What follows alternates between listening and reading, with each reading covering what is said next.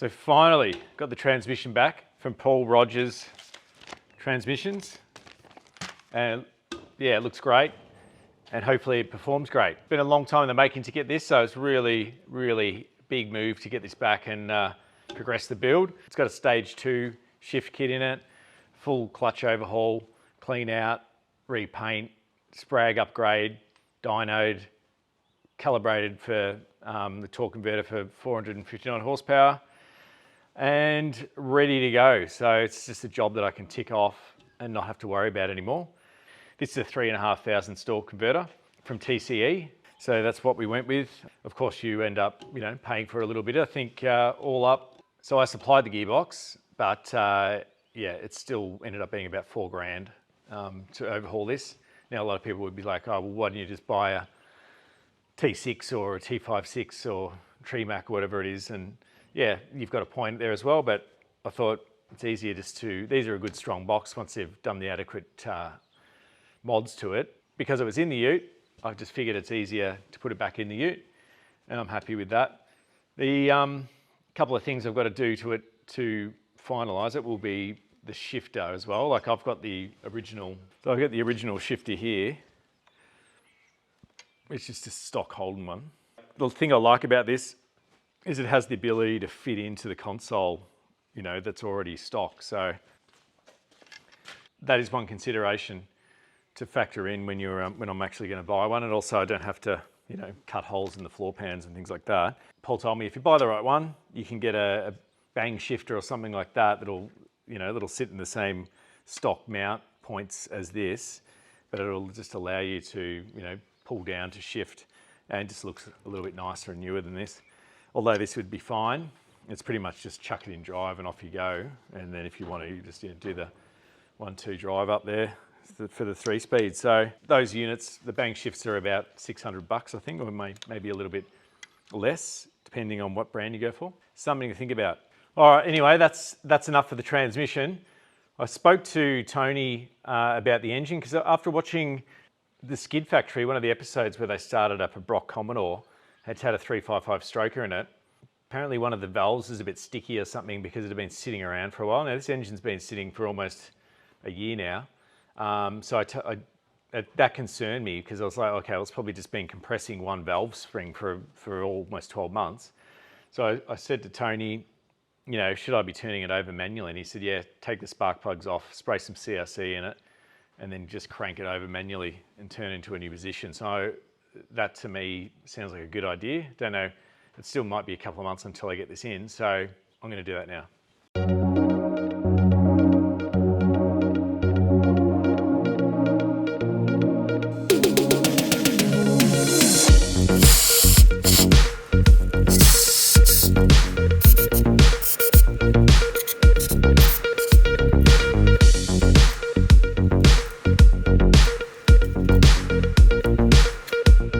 More show and tell. So now we're going to move on to the exciting stuff, which is obviously dressing up the ute and assembly. And one of those things is sound deadener in the cab. Like most other people, I jumped onto eBay. There's a various amount of different brands coming in from all over the place, mainly China. One of the ones that I found that was decent bang for your buck was a 10-meter roll of 2.8mm butyl rubber, and the brand's called Golka.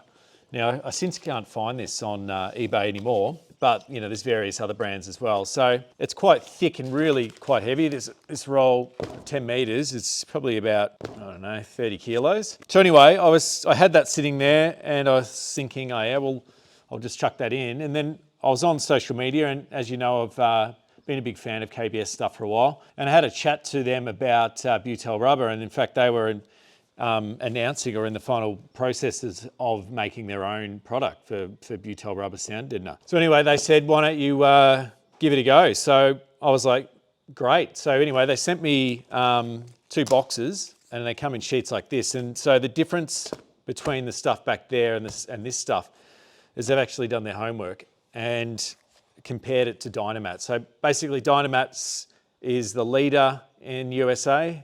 They set the standard pretty much. Everyone pretty much knows the word Dynamat around when it comes to sound deadening inside your cab. KBS have basically done their homework, done their research and their testing, and come out with a product that's better than the Dynamat and more affordable.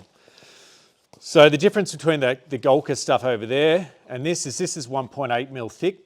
So at the start I thought, well, thick is better, but actually it's not. When it comes to, you know, a lot of horsepower in these cars, the weight's not so much the issue, but it's more, the thickness will be a good sound deadener, but it's going to make things very hard to get into the nooks and crannies unless it's a really sticky substrate or butyl rubber adhesive. And a lot of people don't think about this, myself included, because when it comes time to putting the liner and the carpet down, it's really, really hard to tuck it in if it's quite thick. So that's the reason that KBS have stuck to the 1.8 mil thickness, which is the same, relatively the same thickness as the Dynamat. And this is considerably lighter as well. And another good thing is that it comes in sheets. So, you know, you've got more control as opposed to rolling out the whole roll and trying to apply it that way. So they also sent me some stats. So this can actually be backed up, and you can see that it actually does outperform Dynamat slightly in its acoustic properties. It's also more affordable. So you can see there that I think the Dynamat was around about 90 odd square metre, and KBS comes in at around about 70 odd. As you know, every product that I've used that KBS has brought out has always been really high quality, and I have no doubt in my mind that this will just be another product of that quality as well. So anyway, also if you get the kit, it comes with some liner levers as well, which comes in really handy of removing it when it comes to, and it also comes with some trim levers and things like that. So when it comes time to actually putting your trim on, you've got these, and a little applicator roller. And these are both free if you buy through KBS and use this code here, which is Barnesy, and yeah, you'll get those things for free if you order. So bit of a plug there, but I don't mind doing that because KBS make good stuff. All right, down in the cab. So I've also, off camera, I've seam sealed the areas that need to be seam sealed in here, and the actual chassis mounting points when they're doing the production holes inside the tub, I've got those little round caps. So I've also siliconed them in and screwed them in. I noticed that from factory they actually do apply some bog or filler underneath that on the floor pan. So at a later stage you probably pay to get up there on a hoist or something and just fill that in so that dirt and mud doesn't accumulate over time. Let's just rip into it. I haven't done this before, obviously. Start from one end and work your way down.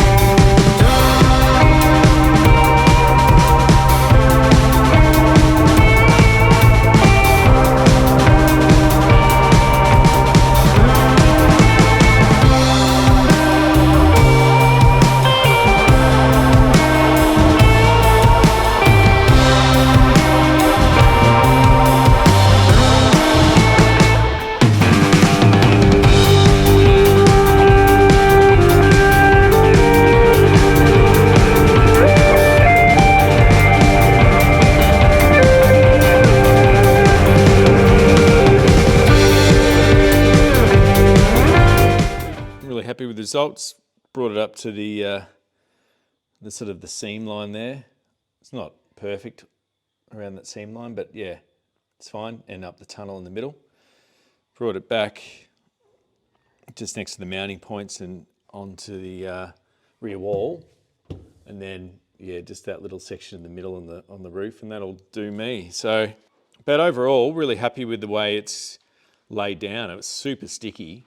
There's been no kind of even remote delamination on anything, even though some of this, I cleaned it, but it's impossible to get 100% clean. So if there was any kind of, specks of dirt or whatever, it just basically went straight over it, stuck it in there. So there it is, the KBS sound deadener. Really happy with that. And I've got to thank KBS for sending some out. So go check it out. I got the camera going. I just wanted to show you a little interesting item that I was sent by someone that watches the channel. I'm not going to say any names because they didn't really want to be mentioned or anything. So this is a mould. So basically this is for the spare wheel hole in the rear of the ute that you can actually put your winder in, or the winder arm, to wind down that spare tyre, or the spare wheel, which is underneath the rear of the tray of the ute. And there's a little hole there, and there's a plastic clip which basically tells you which way to raise it and lower it. And that clip is really hard to get, or you can't actually get them anymore unless people like the guy that sent this in make them. And he sent me a few, and this is one of them.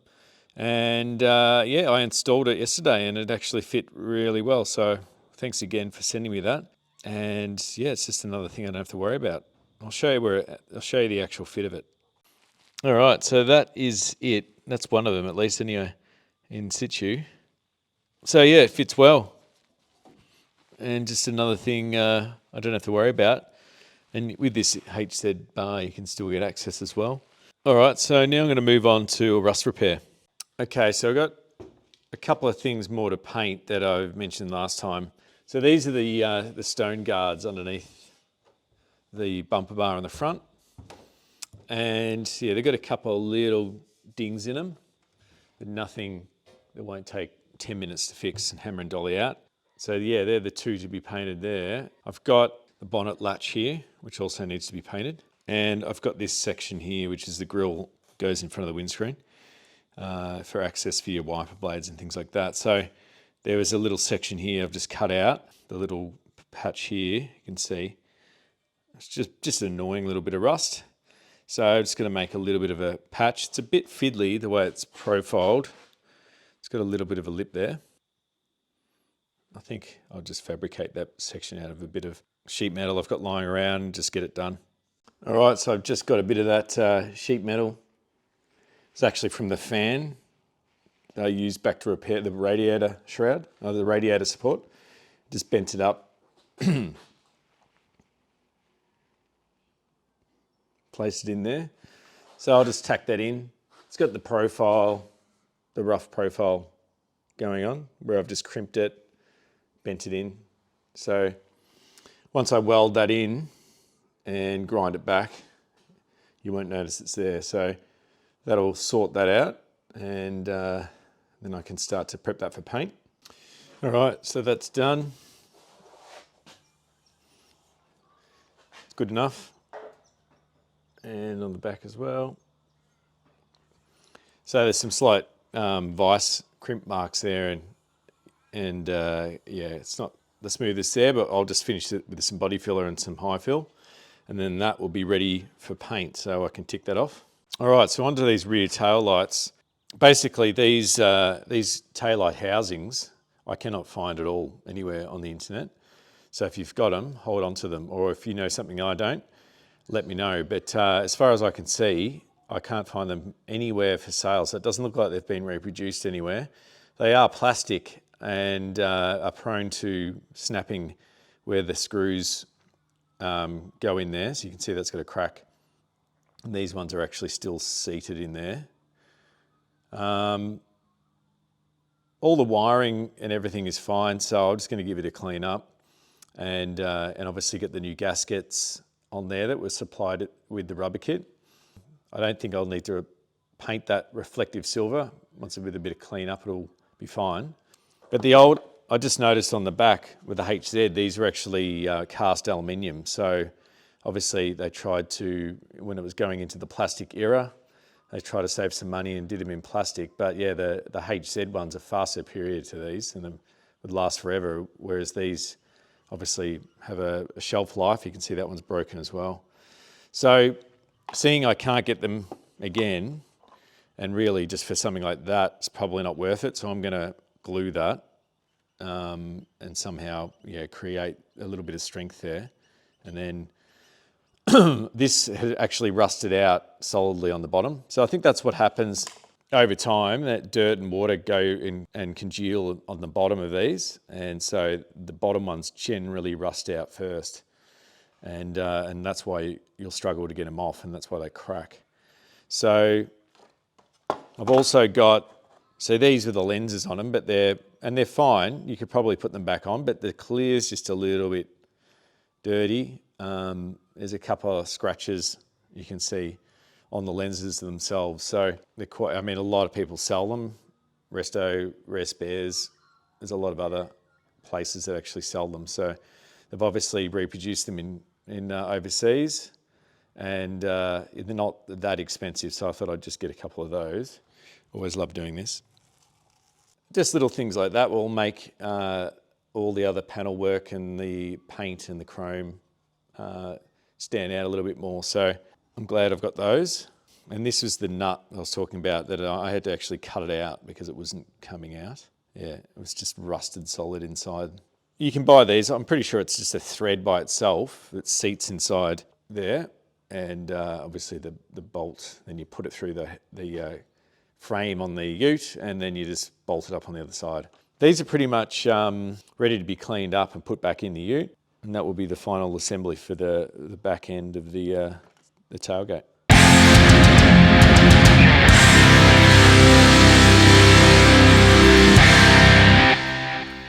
All right, I'm going to wrap it up there. So if you want to get some KBS stuff, go to the website, the link's below. And if you use the code BARNESYSD, you will get the roller and the trim levers for free. Usually retail at about $29.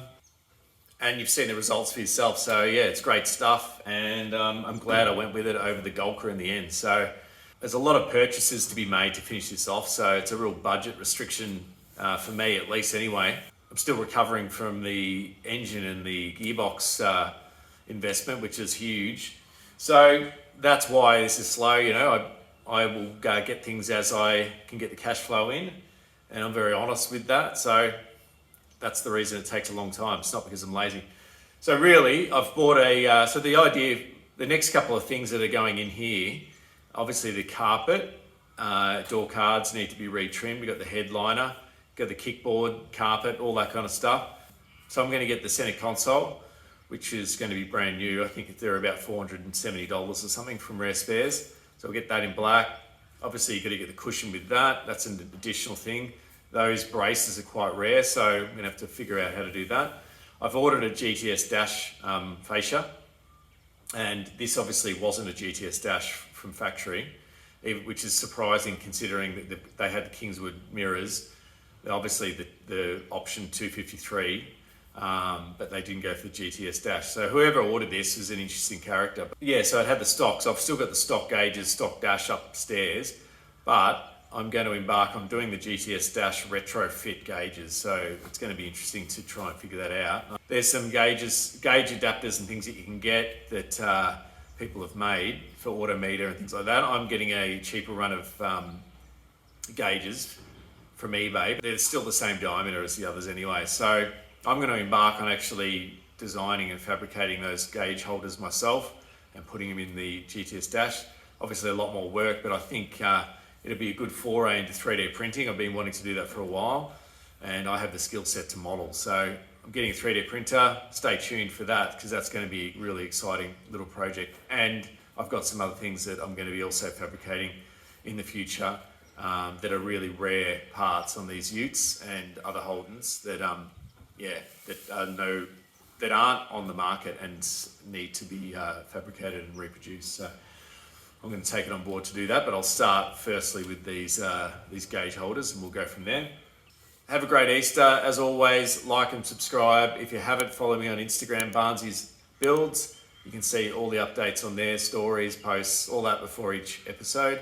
Next episode, the transmission's getting bolted on the engine, and the engine is going in the ute. So stay tuned. I'll see you then.